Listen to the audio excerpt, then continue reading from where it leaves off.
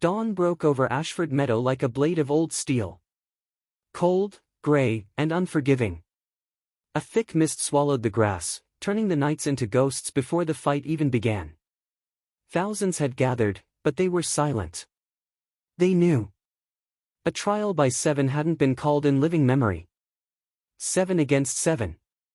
If the gods wanted Dunk dead for striking a prince, this is where the sentence would be carried out. Dunk stood at the edge of the lists, his armor pinching his shoulders. His body was a map of bruises from the night before, his ribs screaming every time he drew breath. Across the field, Prince Aerion Brightflame. He looked like a god in polished silver and green enamel. He didn't just want a win, he wanted a massacre. You should have begged, Dunk. I might have let you die quickly. Dunk didn't answer.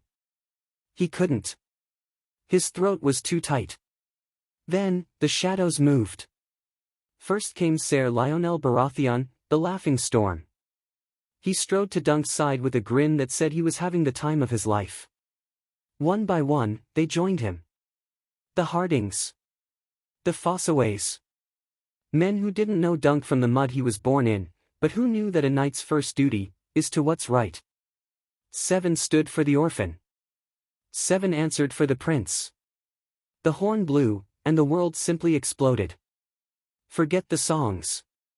Forget the tapestries. This was the wet thud of steel hitting meat. The scream of horses. The spray of mud. Dunk didn't fight with grace. He fought like a man trying not to drown. He swung his sword in heavy, brutal arcs, forcing his way through the madness.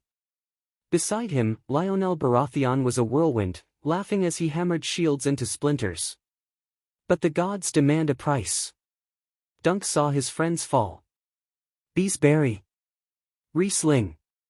The grass was no longer green, it was red and slick. And then, there he was. Aerion. The prince moved like a snake, hissing insults, his blade dancing through Dunk's guard and drawing blood. You're nothing but an oaf in borrowed steel. Aerion spat. But the gods have a funny sense of humor. Aerion slipped. Just a fraction of an inch in the churned-up mud. Dunk didn't need speed then. He just needed his strength. He brought his sword down with every ounce of his 7-foot frame. The prince crashed into the dirt, his royal pride buried in the muck. Silence swept back over the meadow. Only the wounded groaned. Prince Baelor Breakspear rode slowly across the field, counting the survivors. 4 of Dunk's men were still standing. The gods have spoken. Ser Duncan the Tall is innocent. The crowd didn't just cheer, they roared. Dunk dropped to one knee, the strength finally leaving his legs. He was bloodied, broken, and barely conscious, but he was vindicated. That night, back under the lone elm tree, Dunk sat with Egg.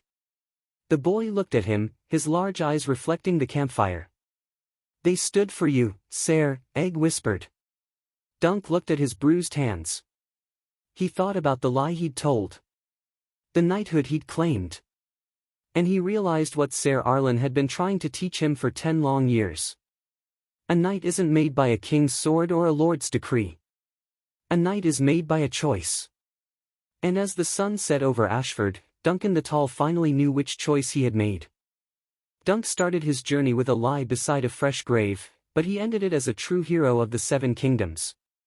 But this is just the beginning for the giant and his squire. The road to the Iron Throne is long, and the secrets Egg is hiding are about to get a lot more dangerous. If you enjoyed this deep dive into the legend of Duncan the Tall, hit that like button and subscribe to join our watch. We're covering the entire Dunk and Egg saga and everything you need to know before the new HBO series, A Knight of the 7 Kingdoms.